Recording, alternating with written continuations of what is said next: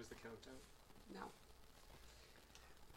Hello, everybody. Thank you for joining us. My name is Andrew Giacalone. I'm the Press and Communications Advisor at the Danish Consulate in New York. And today we have a very special guest joining us.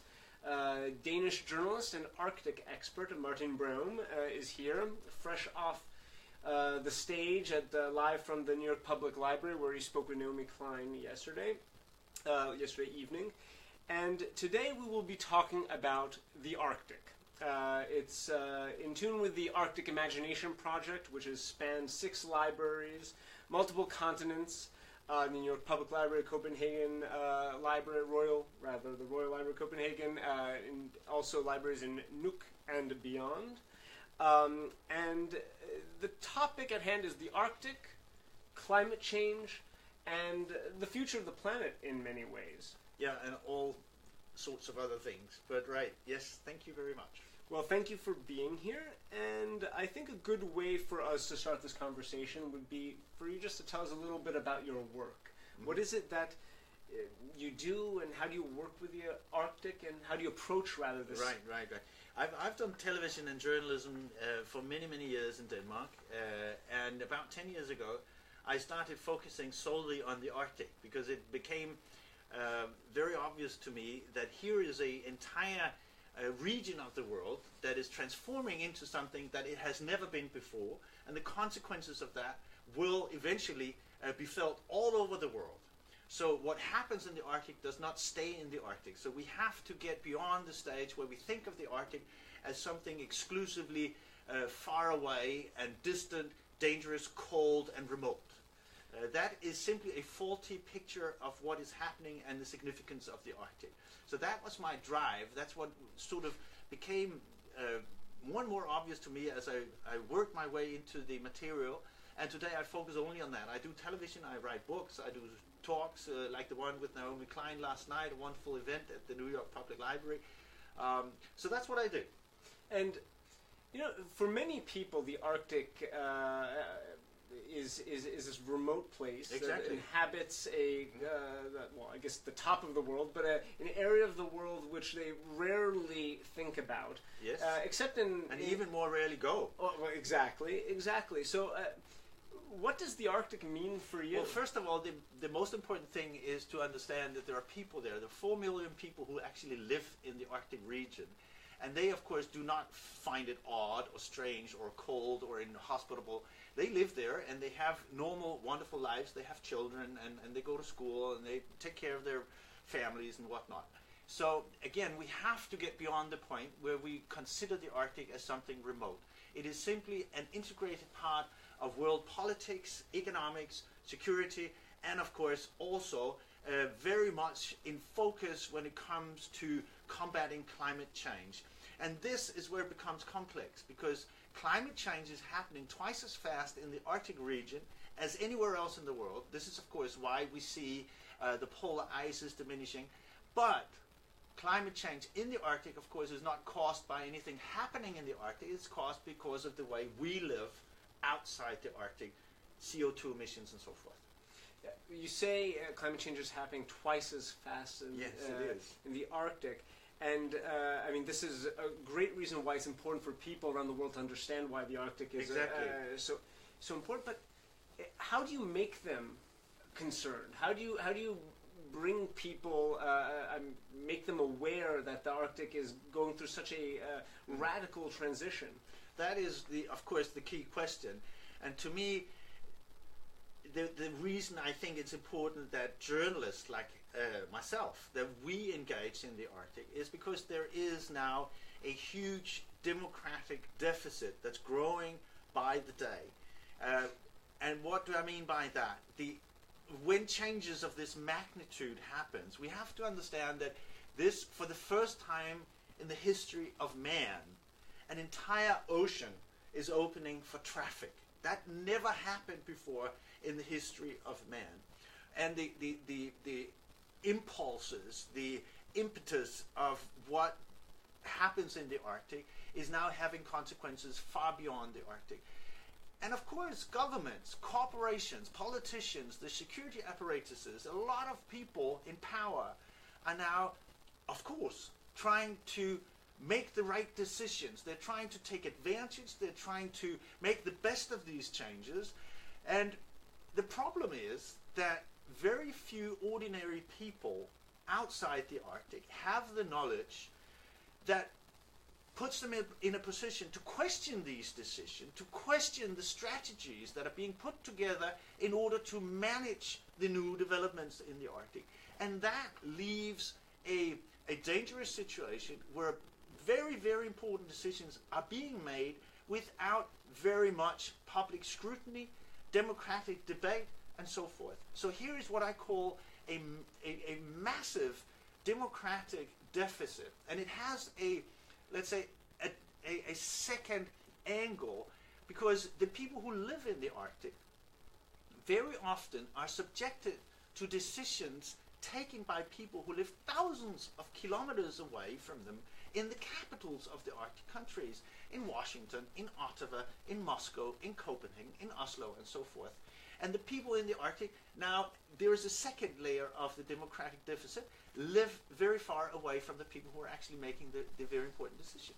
So what are the people in the Arctic right now saying? What is foremost on their mind? What ideas are they bringing to journalists like yourself, saying this is what we really need addressed immediately? That depends which part of the Arctic you are in.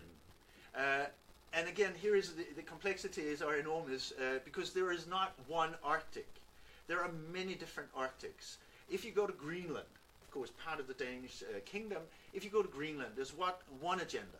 The people in Greenland, they have a very particular agenda, of course, like peoples elsewhere in the world. The people of Siberia in northern Russia have their own agenda. The people in the Scandinavian part of the Arctic, in northern Norway, northern Sweden, northern Finland, of course, have a completely different set of priorities, like the people in Alaska, of the US, or in northern Canada. So you cannot generalize on behalf of 4 million people who live in such diverse communities. But in many of these communities, they're poor. They don't have complete control of their own societies because they are, as I said, they're subjected to political decisions and strategies made elsewhere. And they live in a world where climate change is now manifesting itself very, very dramatically. You have permafrost thawing in Siberia, in Russia. That's disrupting railroads, infrastructure. You have, in Alaska, you have communities that are being washed away by the oceans because the ice is no longer protecting the coasts. In Greenland, you have ice disappearing so that the traditional way of life is no longer possible. So there are some common denominators, but we have to be very, very careful not to generalize too much. Yesterday, during the Arctic Imagination event at the Live from the New York Public Library with Naomi Klein, you said, we urgently need new thoughts on the Arctic. Right. What did you mean by that? What kind of thoughts? Well, I'm not the one to decide what kind of new thoughts we need, but we certainly need thoughts that are designed for public consumption. We have to put this in ways that is understandable for a broader part of the population outside the Arctic. Of course, the people in the Arctic are very concerned about developments in their own homes. That's obvious. But the rest of us, the rest of the world, has to get to grips with the changes in the Arctic in a much more tangible, in a much more direct way than ever before. Not that we have to mingle and take decisions on behalf of the people in the Arctic, but ordinary citizens have to engage with ordinary citizens in the Arctic in ways that enables public discussion, democratic debate about what's going on in the Arctic, like anywhere else in the world. So we are having this conversation in the United States of America, a country which has its own, I guess, embattled stance on climate change, the topic of climate change. That was a very nice diplomatic way of putting it, Andrew. We're talking about how we can make people concerned about what's happening in the Arctic, and you talked about the melting ice, the opening up of a new ocean. What does the future look like for coastal cities like New York City, like Copenhagen? How do the citizens of these cities... That's very interesting, yes, and thank you for phrasing the question in that way, because you're already saying two very important things. First of all, the Arctic Ocean is opening new dynamics in the world, There are new trade routes. There is a hunt for oil and mineral resources and so forth in the Arctic that has never occurred before. There is human interaction in the Arctic across the top of the globe that has never happened before. China is suddenly closer to Europe than it ever was before. Asia, Europe, Asia, and North America is being brought together in ways that has never been possible before. The sailing route from North America and Europe to Asia has been shortened by 20–30%. That changes the world.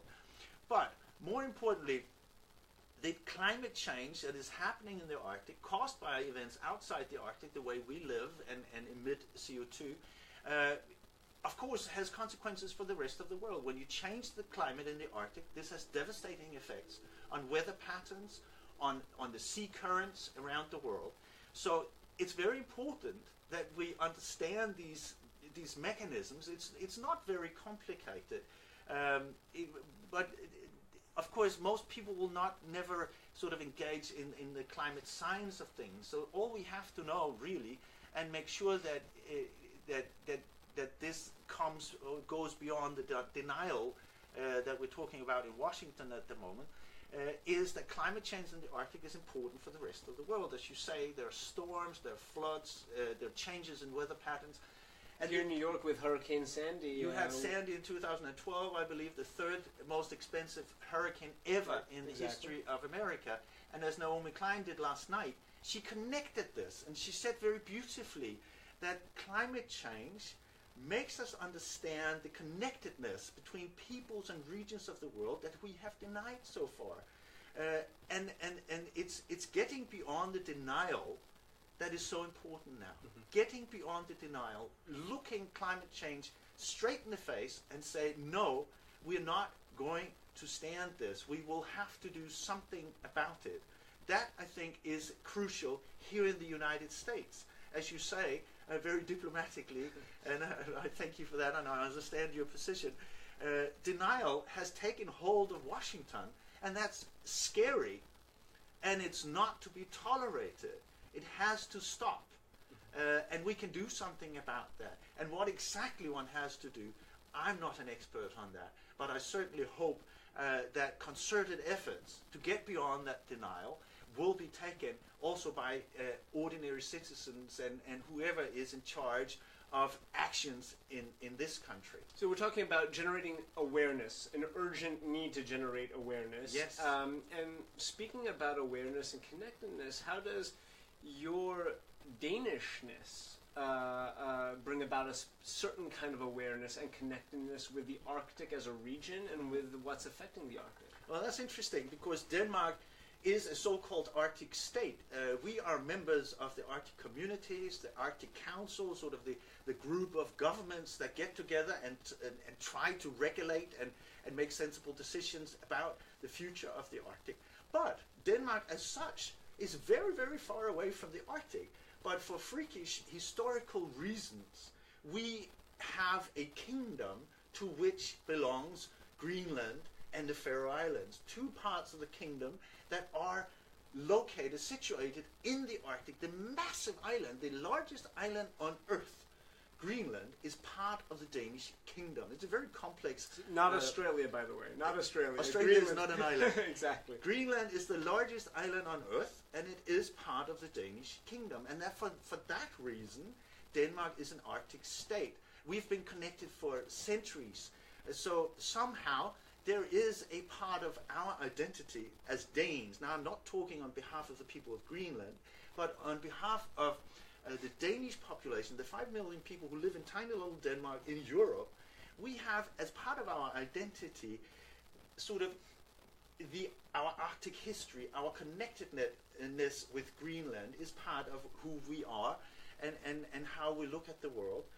This may be news to a lot of people in Denmark because it's certainly not on the top of the agenda of many Danes, but I would claim that it's part of our identity.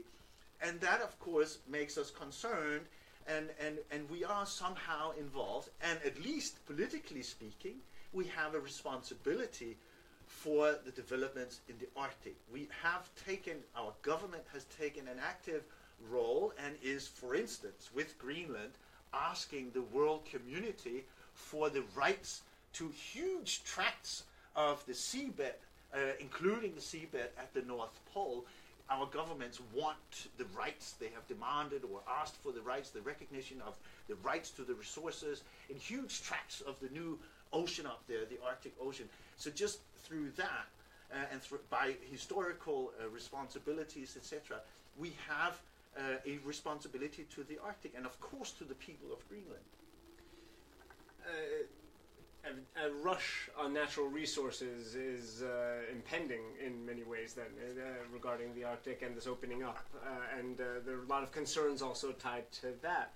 But I wanted to first backtrack a bit, because many of the viewers perhaps are only aware about the Arctic Imagination Project and perhaps are a little stuck on the term imagination. And you and Naomi Klein had touched upon the importance of acknowledging that the Arctic is not an imagined place. So what do you think we mean when we talk about imagination and Arctic imagination and seeing this space as an imagined place when when it is actually real? How do we make the two concepts merge into one?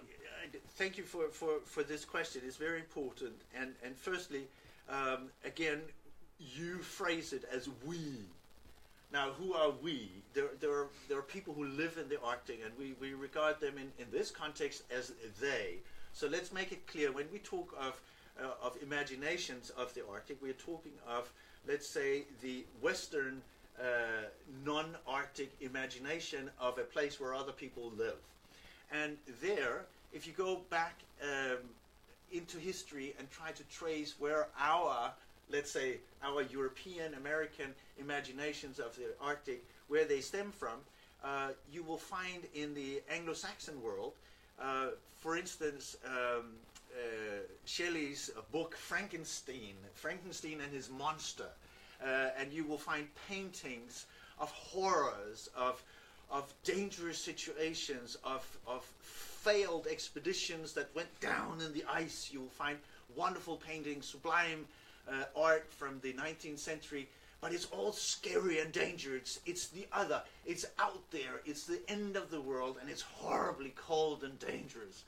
And that, of course, is why so many people in our part of the non-Arctic world have very difficult, large difficulties when we try to understand current trends in the Arctic and try to understand how people can love and actually enjoy life in the Arctic. So we have faulty images that are very, very deeply embedded in our souls, in our imaginations, that we now struggle with. There are different kinds of imaginations depending on which part of the Arctic you are from. There are slightly different ones in Denmark and in the Nordic countries and so forth.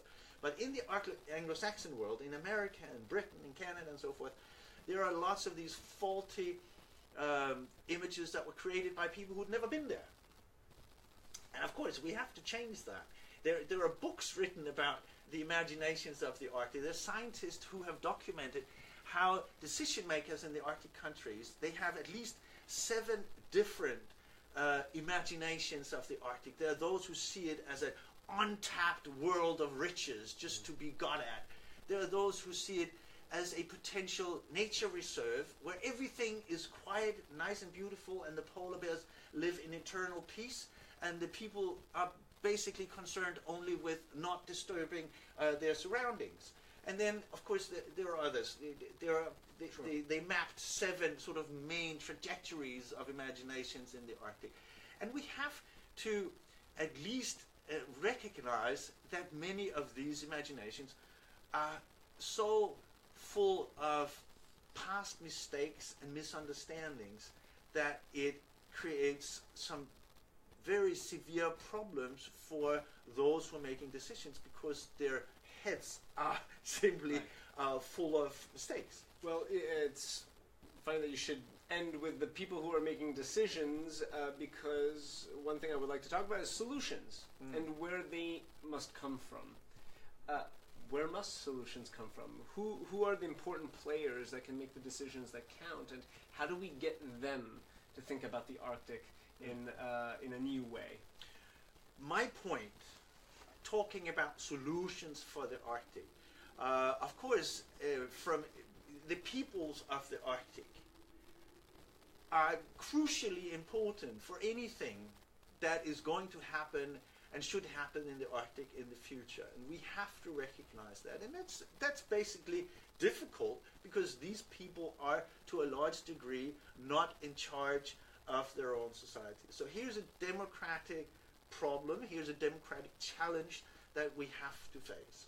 And secondly, I'll end where I started by saying I certainly don't have the solutions. That's really not my mandate. That's not what I claim. I'm a journalist. I try to not have opinions on very specific matters, but what I do have an opinion on is the need for more people to get engaged in the discussion about the Arctic, because as we speak now, decisions are being made by very, very influential people in governments, corporations, the military apparatuses, and these decisions are not put to public debate. There is very, very little recognition of the challenge posed by changes in the Arctic in public discourse. That goes for the United States. It goes for all the other Arctic countries, including the Kingdom of Denmark. And I want to reach out to a question from Facebook. Do we have a question from Facebook? Yes, we have one. Excellent. Good.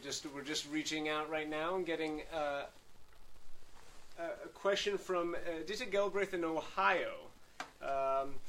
How can we enhance the understanding of climate change in the Midwest? And that's actually tied to a question that I was going to ask myself regarding your work as a journalist and the frustrations that you must be coming up against as well in communicating across these lines. We can call them political lines, socioeconomic lines. So just to go back to Dita Gelbraith's question, how can we enhance this understanding, getting across these entrenched positions? Well, I think, first of all, here we are sitting in New York, and we have a question on Facebook from was that from Ohio? From Ohio, yes. Well, here's part of the answer. You simply have to engage in these discussions. You simply have to put it on the agenda.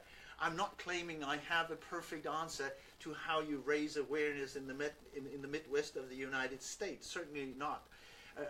I understand that there's some very complex issues when it comes to denial of climate change in the United States. Here are political reasons. There might be economic rationales behind the denial. But I think we also have to make sure, I learned this from Naomi Klein and her books, that there are different types of denial. There is the conscious denial, the denial that is based on, let's say, hidden agendas. You want to gain something from denying climate change. And then there is the denial of ordinary peoples people who are simply just overwhelmed with, let's say, frustration and concern, and perhaps lack the public spaces in which to air this concern, and so they tend to become silent and not say very much because perhaps they have opinions that they feel are not recognized in their local communities. And we have to get beyond that. We have to say, we have to speak out and simply air our concerns. But I think it's important, and I learned this from Naomi Klein, and I think it's a very wise observation, that denial has different faces, and it's not necessarily a bad thing. It doesn't reflect back on you that you're a bad person, that you have not yet spoken out or stood up for your concerns. That is basically only a sign. If you feel that you have not yet got beyond your own denial, that is basically just a sign of your concern. So it's a positive thing, basically. And Naomi Klein used the word love, that it shows to tell about your own feelings for the world and perhaps your natural surroundings. So denial has different faces, and that, I think, is part of the answer to the question. And thanks for the question. I guess we can start wrapping up, and I think we should wrap up on I guess, perhaps the most important note, and does the planet have a future? It certainly does. The question is if mankind has a future, but the planet will remain. So let's rephrase. Does mankind have a future? Are we optimistic in the face of climate change denial, and the melting ice, and everything that's impacting us? Of course we are. And I think, again, Naomi Klein yesterday provided wonderful evidence to why optimism is still prevalent and should be. The world is acknowledging climate change at a rate and to a degree that has never been seen before. Cities across the United States are now uniting against the denial that is taking hold of Washington. I just read in the New York Times this morning of a meeting of dozens of mayors of the United States, including many mayors of major cities in the United States, and also small towns, now getting together, forming an alliance of cities in the United States. And movements like this can be seen just across the world. So I think there is change underway. Of course, it's still far from sufficient to just meet the goals that were agreed by the world community in Paris 2 years ago, in the Paris Accords. But yes, mankind has a future, and it's going to be bright. So don't worry about that. There's much work to be done, and we are still far from seeing the results needed to prevent loss of habitats, loss of communities in the world. But somehow, yes, I am optimistic. Well, ending on an optimistic note, Danish journalist, Arctic expert Martin Brown, thank you so very much for being here with us and answering our questions. Thank you very much for this. It's a wonderful opportunity.